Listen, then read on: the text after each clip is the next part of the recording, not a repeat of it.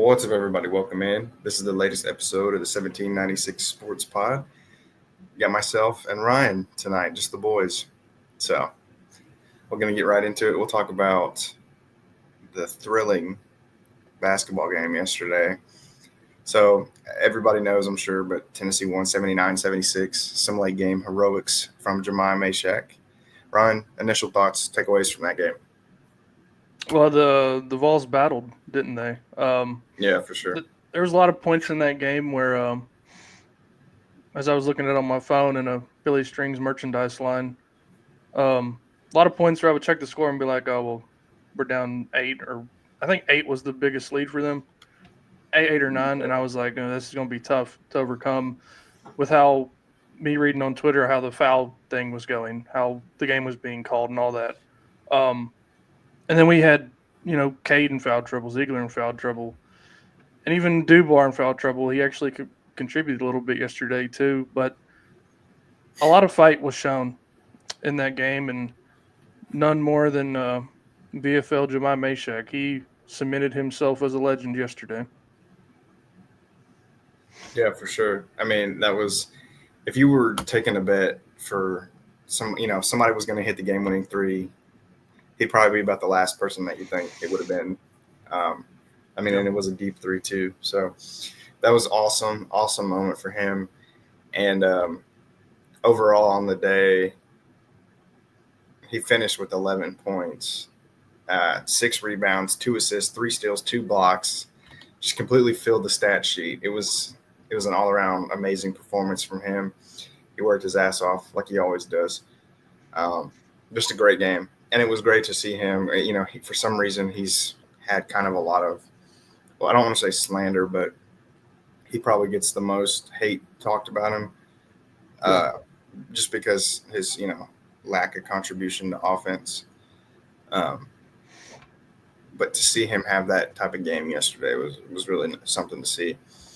Overall, Chaz led the team, 18 points. He still didn't shoot very good. He only made 2 threes, 2 of 8. Um, Ziegler had 15, and then Parra had 5. Milicic had 3. So you had 3 of the starters in double digits. I mean, we've said before that's most of the time that's going to be good enough with the way this team plays defense. And the star of the game, other than Mashack, is Gainey. I mean, 18 points off the bench. Huge. That's something that you're always gonna take that. And the thing is he didn't even hit a single three. Yeah. Like you would have thought he just went for like 4 or 4 from 3 or something, but he didn't even make a single three. He made all 6 of his free throws. Some of them were late in the game, crucial. Like it was just a great performance from Gainey too. So it was cool to see the guys who've been here for a while kind of step up and make the plays they needed to. Yeah. It was a real team effort yesterday. Chaz, Gainey, Ziegler combined for 51 points. Then you add in Mashack's 11. And like I said earlier, I don't want this to go overlooked, and I haven't seen many people talking about it at all, but during that first half, we kind of were, you know, hit or miss on offense while Ziegler was not in the game, and Dubois steps up and hits 2 big threes. Like, that's 6 points that God knows where it was going to come from if he didn't get them. Um, so it's good to see him finally do something helpful for the team. And I'm not trying to shit on him, but it's been a while since he's truly contributed in a game.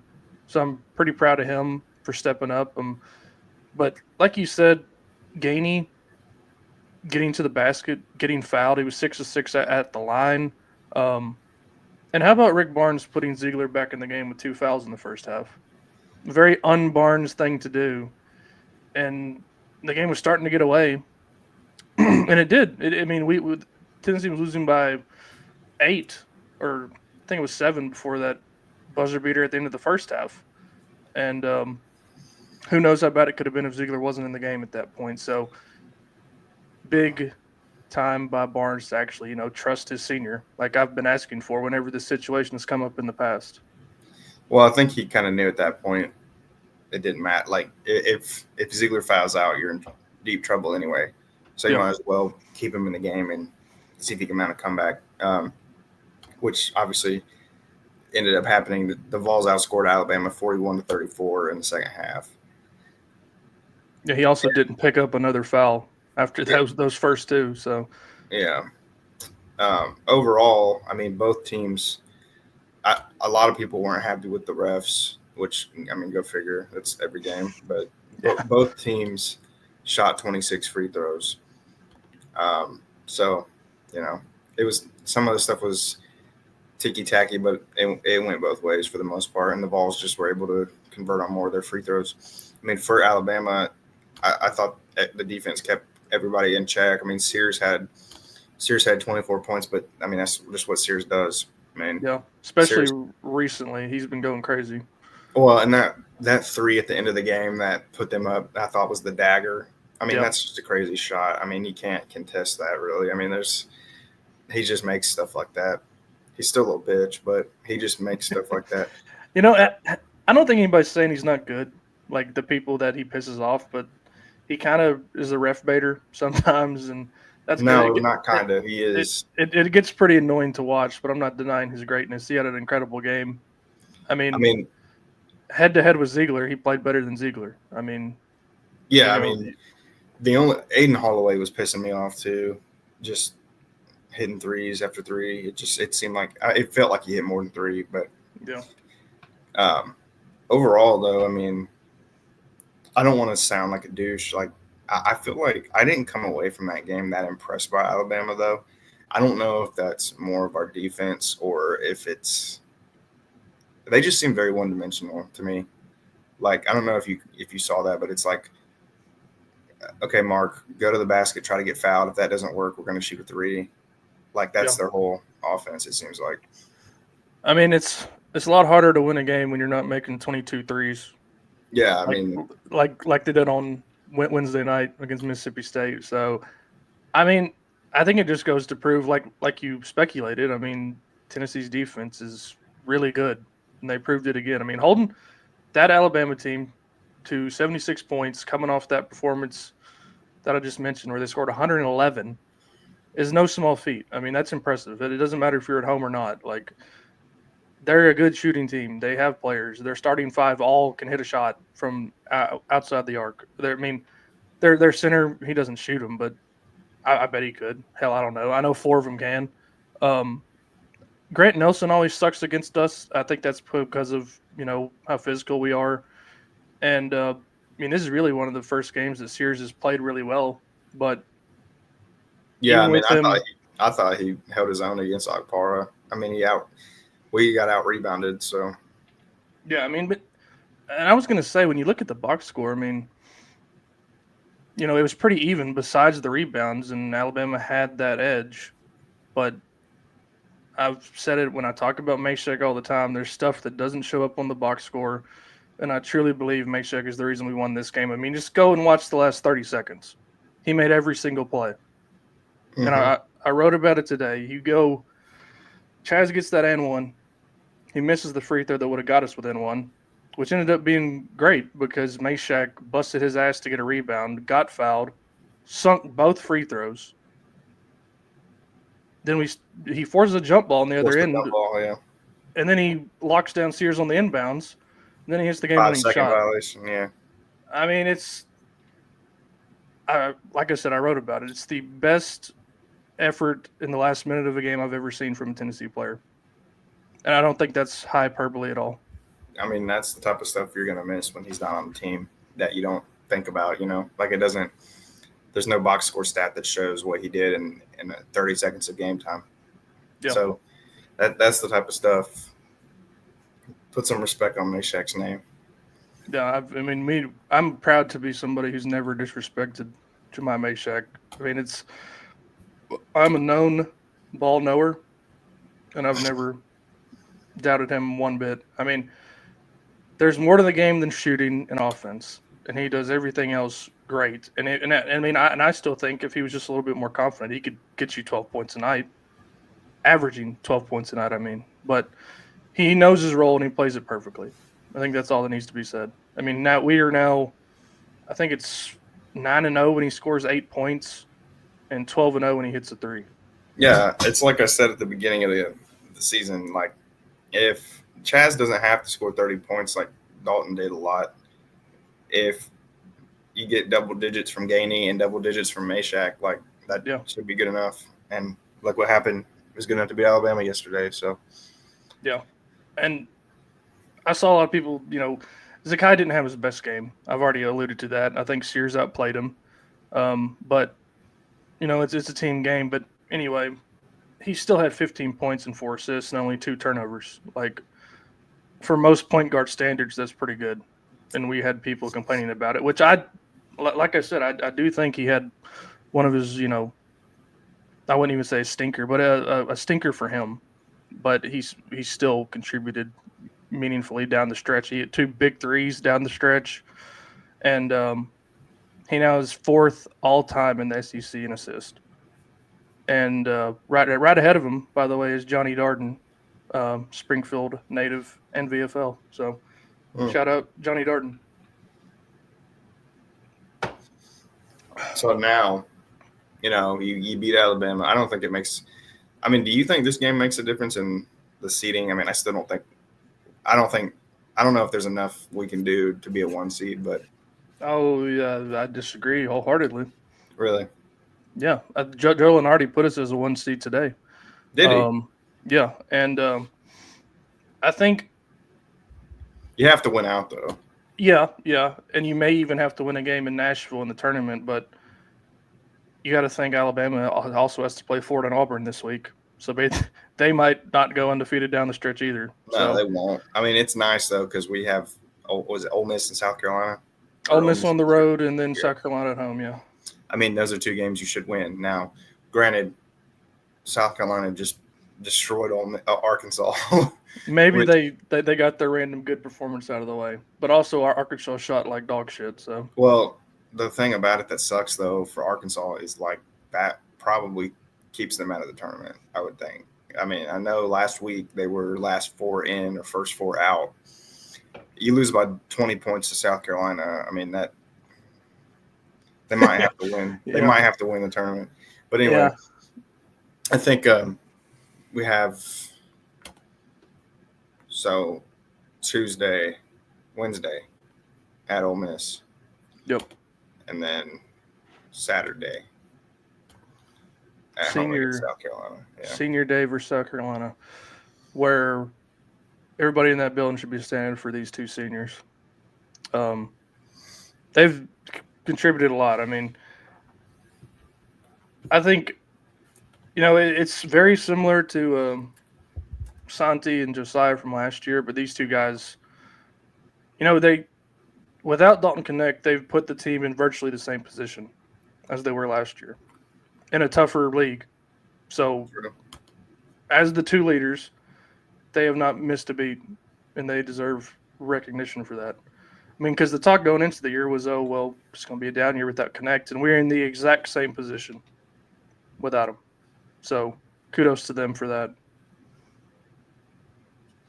I mean, you could even argue that we're in a better position. I would not argue that, but you could.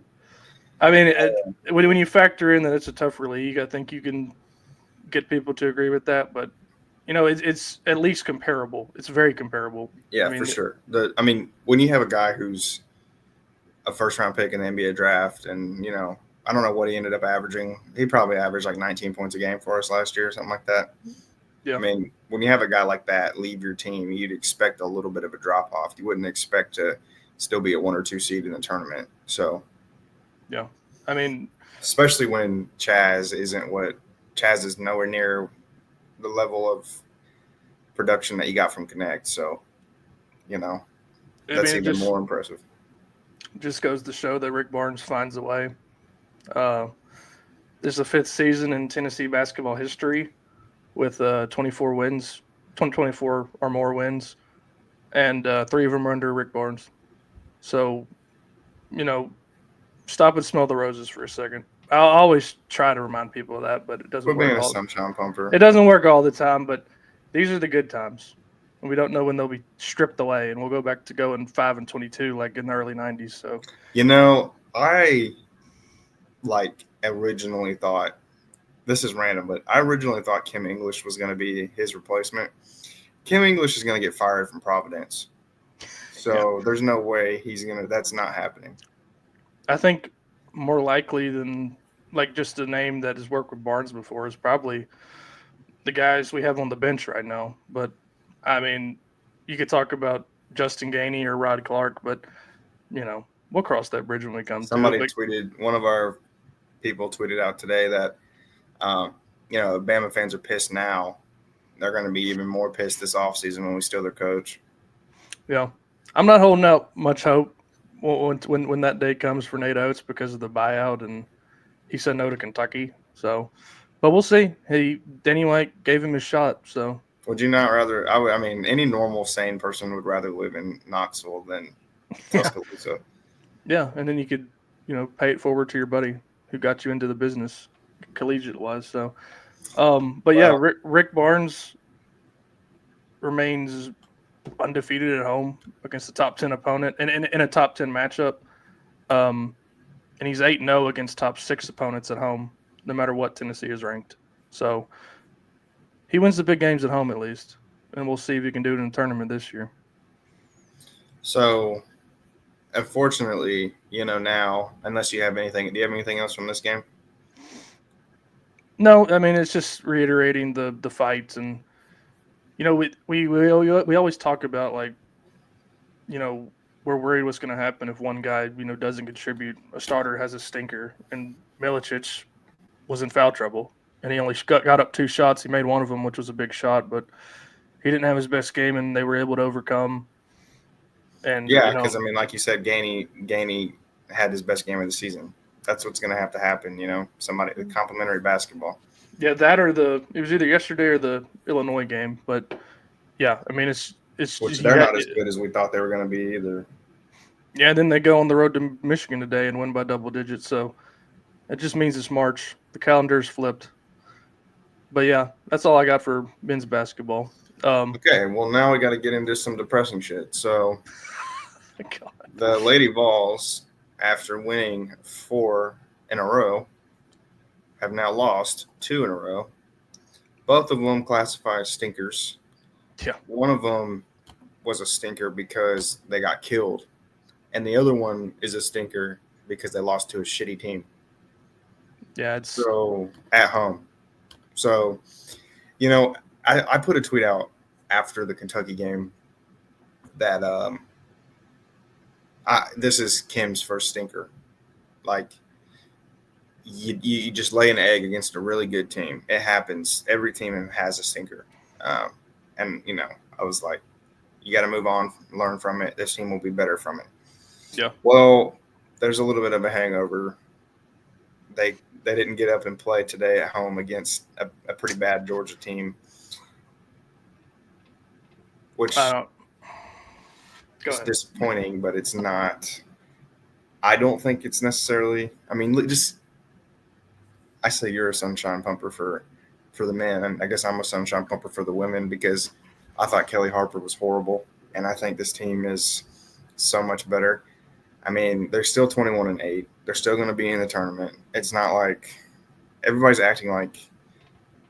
I mean, you would think by the reaction, you would think that they're like 10-19 right now. Yeah. I mean, the only thing they really lost in these last 2 games is probably the chance to host the first 2 rounds as a top 4 seed. And I'll also say this. I mean, this will happen under Kim Caldwell. It's just the nature of her system. I mean, if you have a cold shooting night, anybody can beat you. It does make me mad that they seem to, loosen the grip defensively too whenever they struggle shooting. And I just don't. I mean, it's the first time that I'm really disappointed in Lady Vols this year was this game. I could even excuse the horror show on Thursday night in Lexington, but because that was at least to a good team on the road. But this one it's tough to swallow. But I mean, they're going to have to turn it around. Conference tournament is this week, so we'll see what they do. And in Greenville, and they could play their way back onto that 4 seed or higher, and have those first 2 rounds at home. But I need to see it because today was very, very disappointing. I mean, I think you have seen it. I don't think that. Maybe not that. I I was haven't going seen to. him rebound from something this horrid. This is That's what I what I was meant. going to say. Yeah. We've seen them play at an elite level, but we've never seen them really fight through adversity because they haven't really had to. Yeah. Like when you beat, we saw them be capable of beating UConn, rattle off SEC wins, beat ranked teams. We know that their ceiling is pretty much limitless, but it's obviously like I said, there's a little bit of a hangover here from getting your ass kicked at Yeah. Kentucky. So you got to bounce off. You got to bounce back. You can't let the wheels fall off. I mean, you're ending the season with A&M. It's another game you should win. Well, it's the first round of the tournament. Yeah. Yeah, like that's a game that you should win. I mean, Yeah. I mean, it is at like 11 a.m. on a Wednesday, so we'll see how they respond to that. But yeah, but A&M is horrible. yeah, They were like 10-19. they should absolutely win the game. But I would have said that about today's game too, at home, not a neutral site. So, like you said, like I agree with you. I mean, they're going to have to show how they really go through true adversity. Because I don't think losing by less than 5 to top 10 teams is true adversity. I mean that happens in basketball, but getting beaten by a 12 and 18 team at home in the last game of the year is tough. And I'll also say this: I think senior days knock off the rhythm of most teams. Um, I don't think we should do it. Uh, Last year against Kentucky, the men they did not even try to show up until like 10 minutes left in that game. And I really think it's because of the pregame stuff that's not a normal routine. So that may have been a factor today. But I always hate senior days. It's very So just don't celebrate the seniors. Wow, bah humbug. yeah. I mean, not. I don't know. I mean, I'm not saying don't celebrate them, but the whole coming out with your family and having a picture or something other like it throws off the rhythm because it's like a 15-minute ordeal. Like Ryan man, absolutely hates our players and their families. I'm just saying anything that throws off your pregame routine doesn't bode well.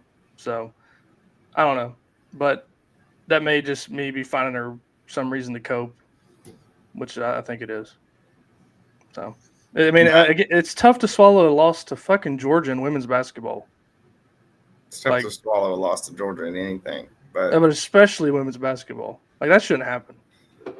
have they ever been good? Hell, I don't know. I mean,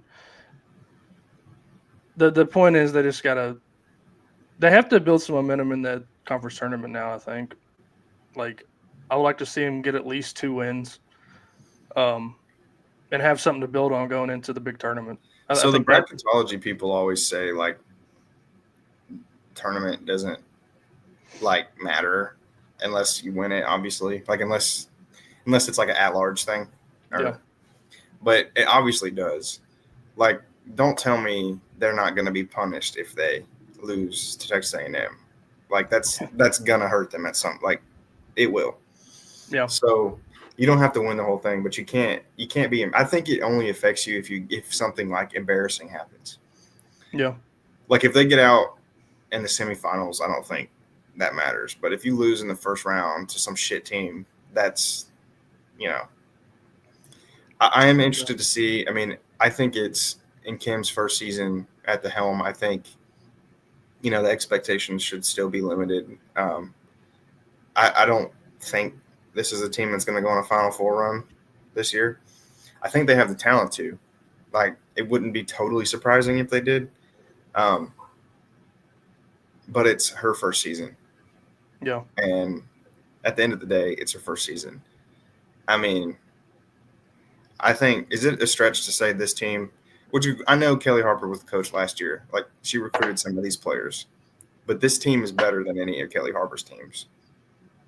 I would say that. Yeah, I mean, the reason Kelly was fired is because she didn't recruit, and Kim is recruiting, and even with a transfer class and Harper's players, she's not slipped up record wise. So I mean, it's better. She's doing what she's supposed to do, and making tournament in your first year and having a good chance to get to the second round would be better than Kelly Harper. So, I mean, I had to watch Kelly Harper get put out to pasture by one of her best friends coaching wise at NC State last year in the first round.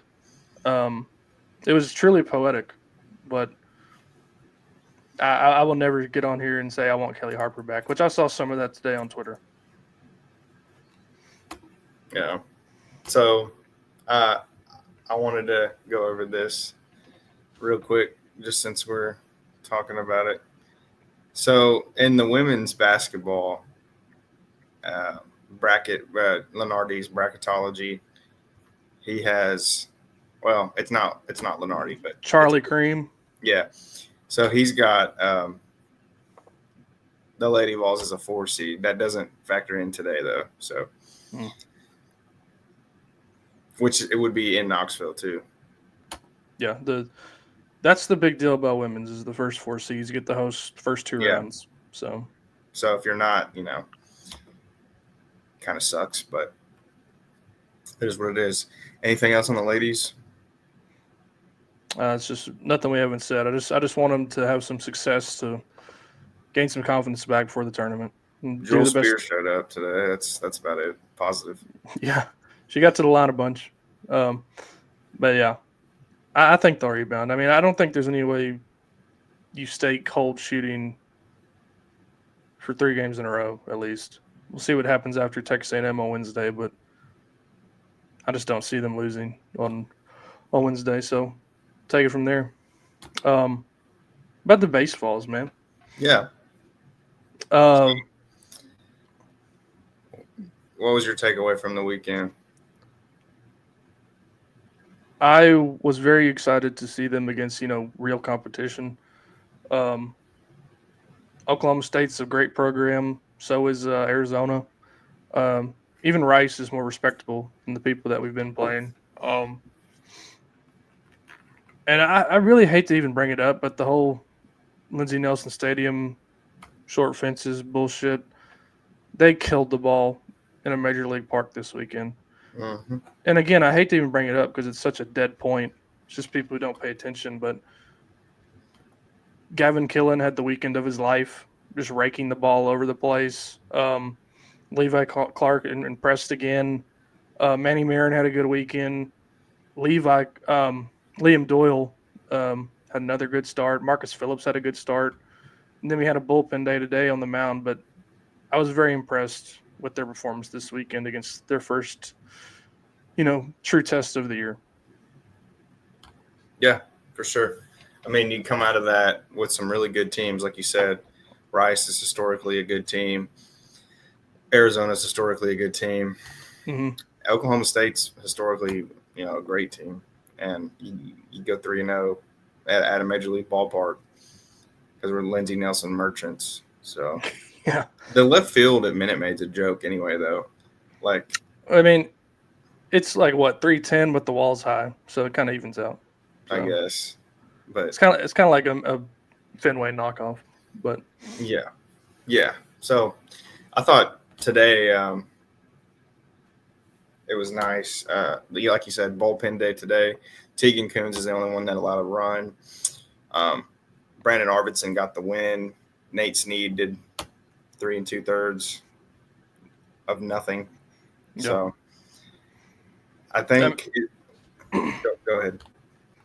I was just going to say, I mean, it's just your typical pitching staff for Tennessee baseball under Frank Anderson. I mean, you have a lot of options and you can intermingle them however you want before conference play. I think they're still just trying to figure things out at this point. I mean, I don't think they'll have bullpen days on Sundays in conference play, but they definitely could.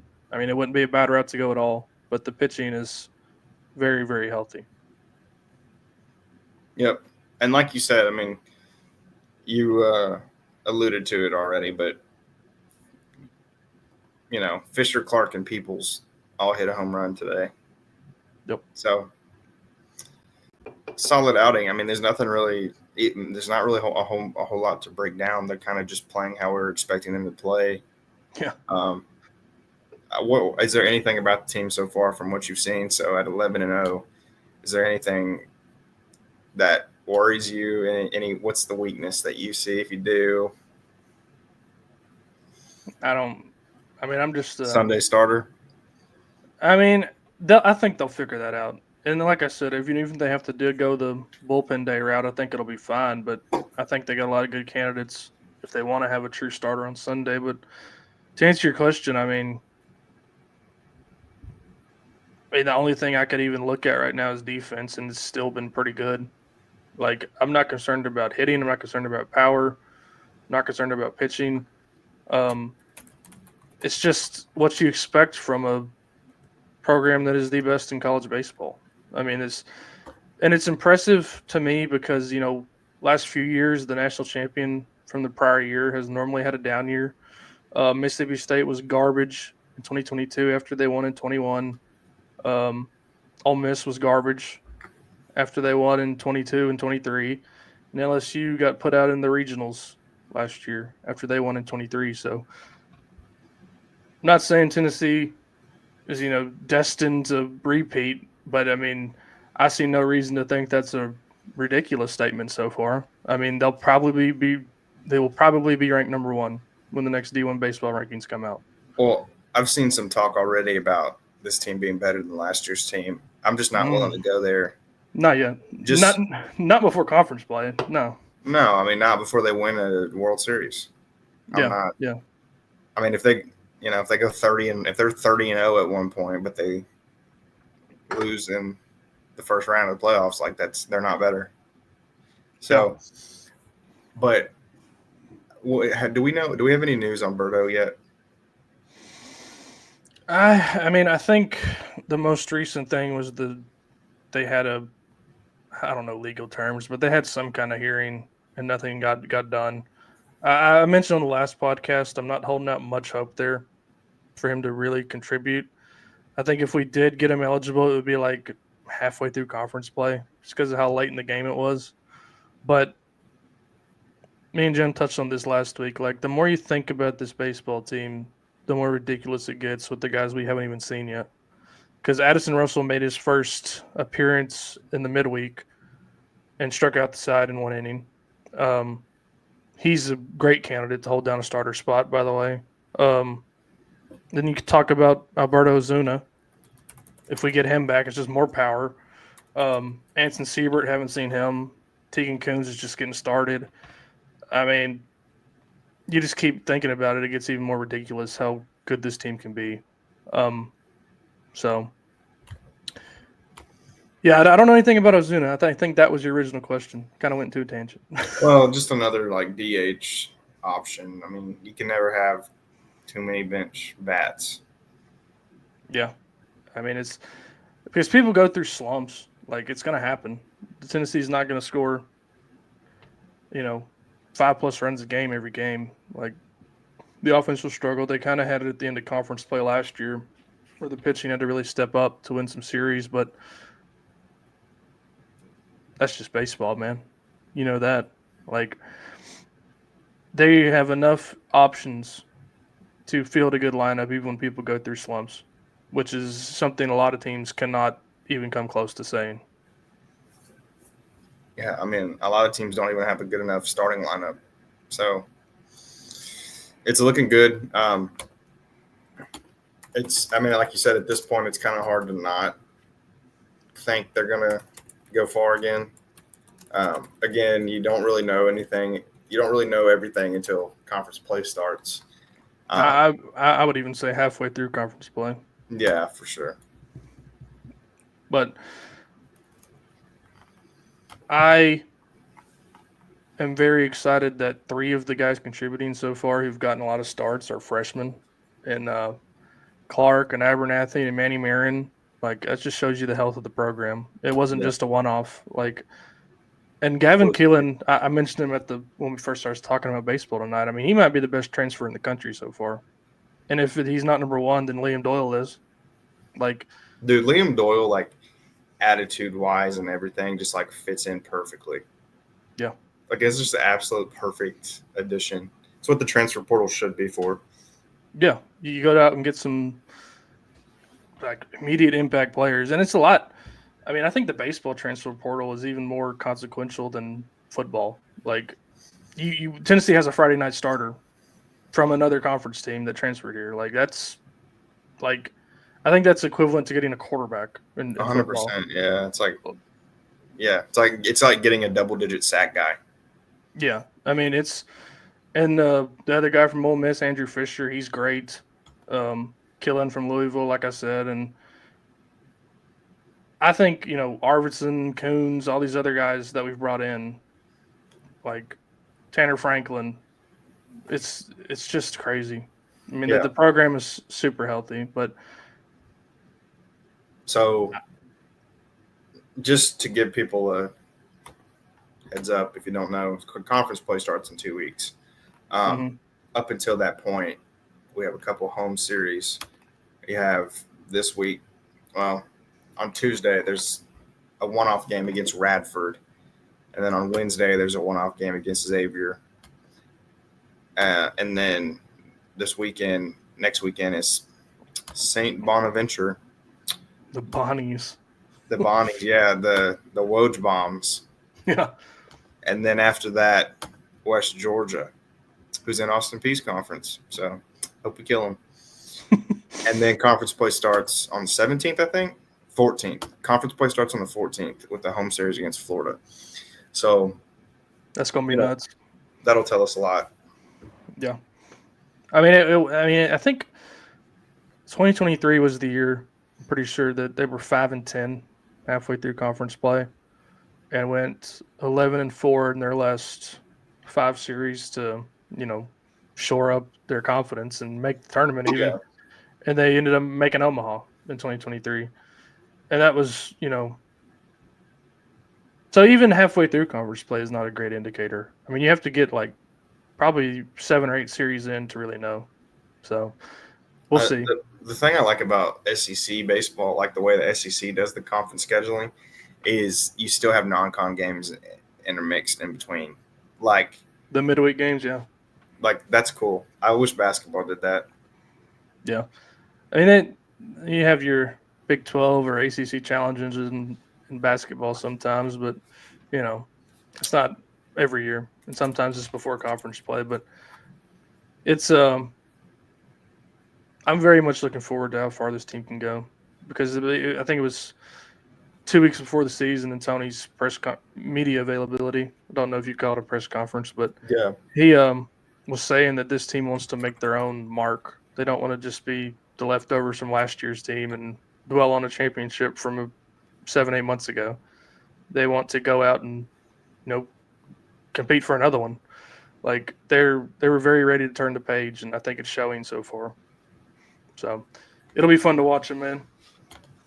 Yeah. Well, did you guys have anything to add about the Ricky Gibson transfer? No, we haven't talked about it yet. Okay. I didn't think so. What's your thoughts on that? Moving over to football, projected starter Ricky Gibson transferring supposedly. Entering the portal, yeah. Yeah, in the spring. I mean, these days that means even less because Mike Matthews entered the portal. Nico almost entered the portal. Like, they just try to see what they can get. But if he does leave, I don't really care. I mean, I don't think it's not great. I mean, for depth purposes, with McCoy's injury, we don't know when he'll be ready to go. There is still a spring window, though. I mean, that you would assume if Gibson is leaving or he's serious about entering the portal, we have an opportunity to replace him. So I'm not panicking yet, but it does suck just because you're losing another body when you're already thin.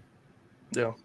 But I don't think Gibson's a special player by any means. I mean, he didn't get an interception in 2 seasons that he was here.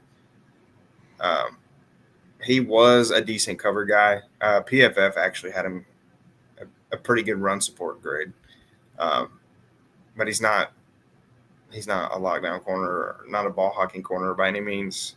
It's just another body who's capable of starting, especially when you don't know what's going on with McCoy. So that it kind of sucks that way. But what do you think? I do think he's an important player. I think he was really good last year. Um, I mean, you could not worry about when McCoy had to miss some time in that Alabama game because Gibson could cover Ryan Williams. Like, it wasn't the end of the world when McCoy went out because Gibson was talented enough. He made a big play in that Florida game, making a tackle on a jet sweep fourth down. I mean, he made a lot of big plays in the year, even without an interception. But I really think it's just a negotiation ploy. I really don't see him not wearing orange next year. Like, and like you said, if he does, it's not the end of the world. I mean, if your entire success comes down to one player, I mean, that's you got bigger issues. So, but I mean, I would love for him to stay. If he leaves, it will annoy me, but I'm not gonna dwell on it or anything. I just don't know what the point of like him doing it for like a Matthews or a Nico type move, like trying to just get another deal. I don't see what the point would be for him because he's not that good. Like he's not good enough to do that. I don't think. Like there's going to be corners in the portal that are just as good. I don't know about that. He was a full time starter in the SEC.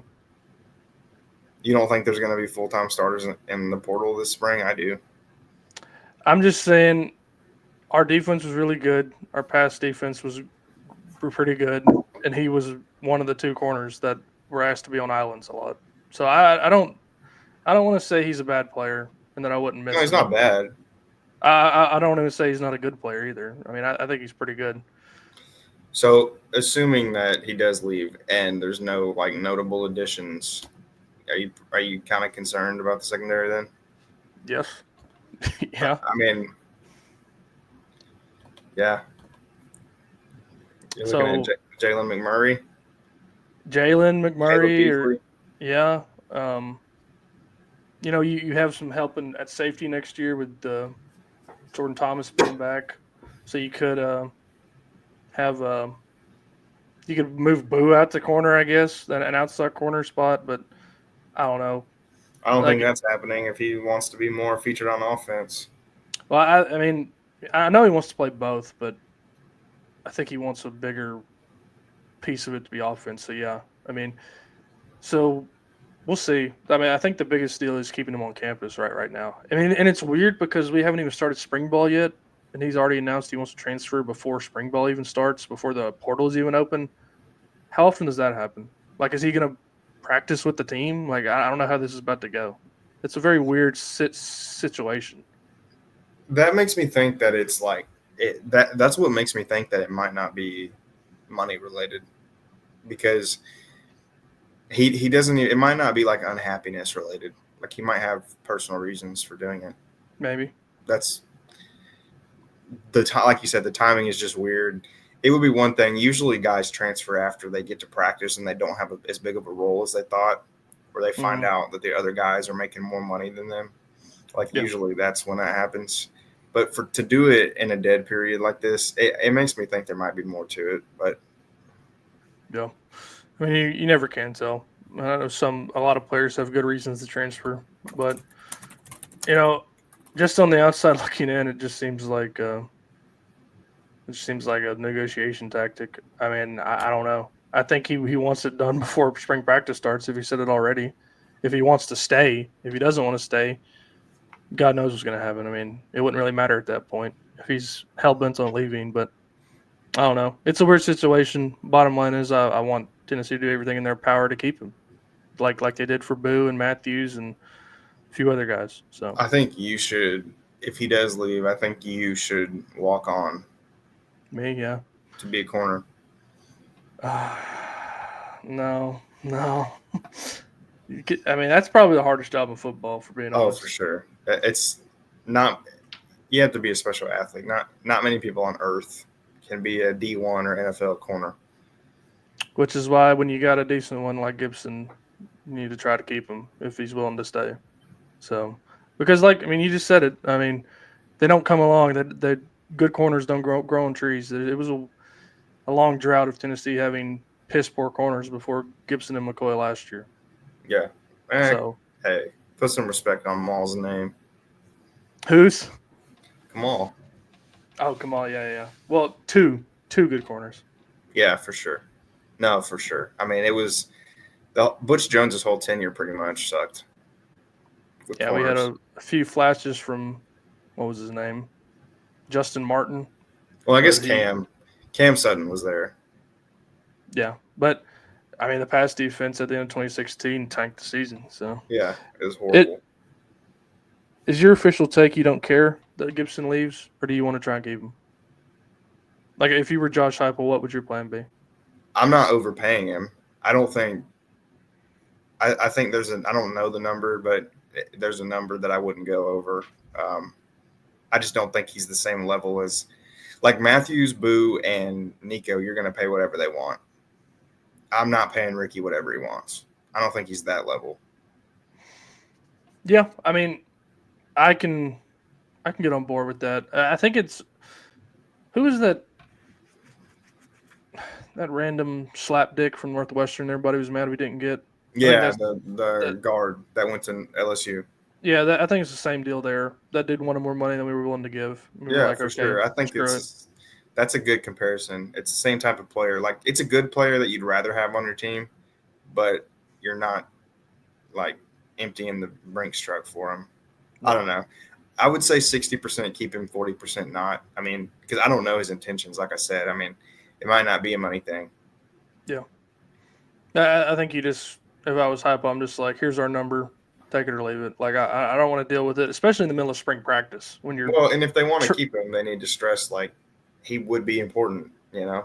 Yeah, and he absolutely would be. He was a starter for 14 games, 13 games. So, you know, well, it was 14 because he started the bowl game last year, the whatever the hell, the Cheez-It Bowl. So, but yeah. That's about the only football news besides spring practice getting ready to start up, unless you have anything else. Oh, that dude from Oklahoma's offensive coordinator is now an analyst. Seth Luttrell. So we have a lot of Oklahoma followers on Twitter because they're like, without a doubt, the coolest SEC fan base. And the guy, one of my buddies, was saying he feels bad because like Tennessee's his second favorite team, and now they have Seth Luttrell. So he doesn't like him. A lot of Oklahoma fans hated him.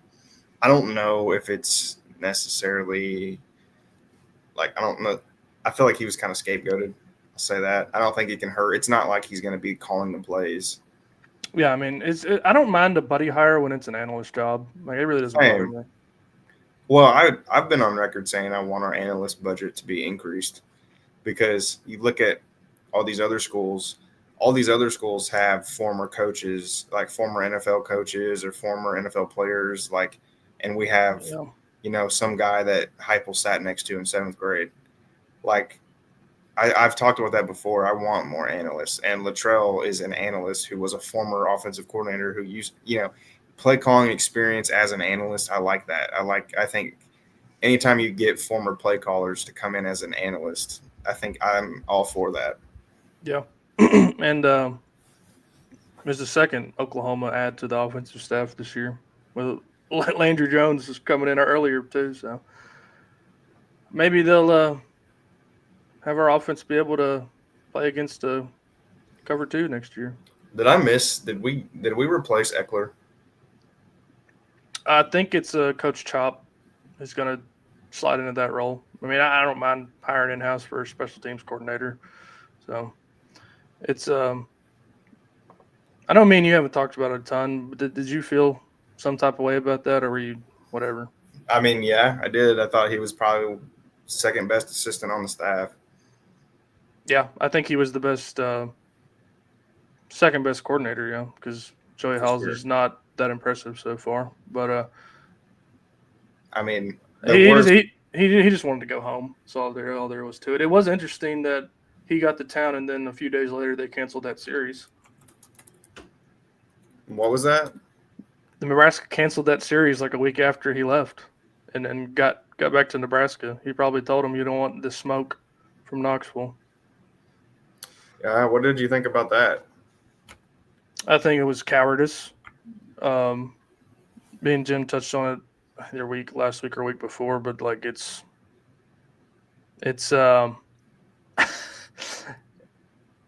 this late in the game to do that. I mean, Tennessee really has no choice but to schedule a cupcake now. Like all the good D1 teams have their shit scheduled.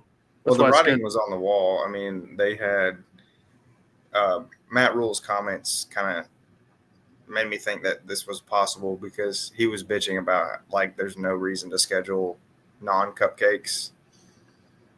So whatever. I mean, we know how those games would have ended. So I mean, it would have been a fun game to watch, like Raiola versus Nico, yeah, or GMAC or Faison, whoever starts 2026. I mean, it would have been a fun game to watch. Well, now we'll just play East Tennessee State instead. I mean, literally, that's about all we can do at this point because we'll probably hear soon who we've scheduled. There's a reason teams schedule 10 years in advance, and you know, Danny went on to say like he wants to see bigger fines the later it gets closer it gets to the date for people backing out. So, which I agree with because it's bullshit. But that's all I got tonight, man. Unless you got any more thoughts? Man. Yeah. Oh, what should the Titans do with the number 1 pick? Ask me in a month. It depends what we do in free agency. I mean, listen. So the cards are kind of falling here. If you don't like the Titans, I don't give a fuck. I'm going to talk about this. You have Derek Carr is already staying at the Saints. That's already been announced. Yep. Stafford is staying with the Rams. It's already been announced. So that's 2 possible options that are off the table. So that leaves Aaron Rodgers, Sam Darnold, Kirk Cousins, Geno Smith, Jameis Winston, Jacoby Brissett. There's some options still. Yeah. So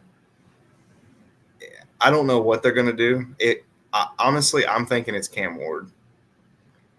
If it's not Cam Ward, I want to trade down. Yeah, I think I'm in that same boat. But I mean, it's like you said, we'll probably have a Titans-centric episode being the number 1 pick here soon. So it's always fun to have the number 1 pick. I mean, it's just interesting. Like we can pretty much do whatever we want. I mean, the Jets have been asking about trades. I know that's confirmed, and God knows, like 4 or 5 more teams have already too. So we'll see how it ends up. That interests me a little bit because they've already said that they're going to get rid of Aaron Rodgers. Like the team officially said they're done with Aaron Rodgers, which is rare. Like teams usually don't come out and say that, but they've already said that, and they've said that Devontae Adams is on the trade block. So what's curious to me is if they called the Titans and were like, we'll give you 7 because they have the 7th pick, I think. If they wanted to trade like 7 for 1, and then they throw in Rodgers and Adams, it's something to keep in mind. I'd take that. You know what it would do is sell tickets and put butts in seats. Yeah, it would put asses in seats. Yeah. You know, people wearing Titans colors. You know. Yeah. So anything else, man? No, that's it. Go Vols and Titans and White Sox. Go Vols.